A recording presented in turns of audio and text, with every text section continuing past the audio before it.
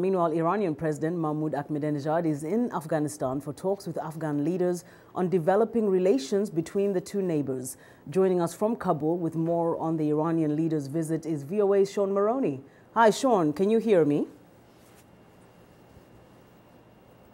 I can hear you. How are you? Oh, very good. Good to see you. Quick question. First of all, the reaction to Mr. Ahmadinejad's visit. We know that he's been accusing the U.S. actually of fueling Taliban-related violence by just their mere presence. Meanwhile, the U.S., especially Secretary Gates, has accused Mr. Ahmadinejad of playing a double game. On the one hand, supporting the government of Afghanistan, but on the other hand, also maybe supporting the Taliban.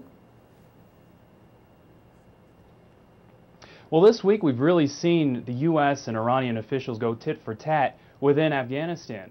Earlier this week, of course, U.S. Defense Secretary Robert Gates arrived, and he said, accused Tehran of playing a double game within Afghanistan, meaning that Iran is talking with the Afghan government, but at the same time undermining U.S., NATO, and Afghan forces here in the country to create instability. Now, of course, Tehran denies those accusations, and today, President Mahmoud Ahmadinejad actually threw the U.S. criticisms back at them, accusing the United States of playing its own double game, saying that the U.S. created the terrorism in this region and is now saying that it needs to fight it. Of course, he's referring back to during the Soviet Union invasion into Afghanistan more than 2 decades ago, when Soviet fighters were here and the United States supported Afghan rebels with supplies, both militarily and otherwise. And at the fall, when the Soviet troops pulled out of Afghanistan, the United States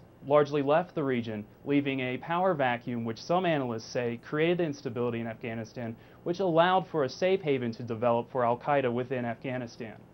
Now, still on the issue of withdrawal, Secretary Gates also alluded to the fact that the U.S. plans to withdraw from Afghanistan before the July 2011 deadline. I'm wondering how that is being how that message is being received. Well, again, in a perfect world, U.S. President Barack Obama said that he hopes to start withdrawing U.S. troops by mid-next year. Meaning, mid-next year, U.S. troops are still going to be here in some capacity, even if all the events, all the events on the ground are going well. You know, of course, Defense Secretary Robert Gates was being pretty optimistic. You know, he toured the recent developments, the recent victories here in Afghanistan.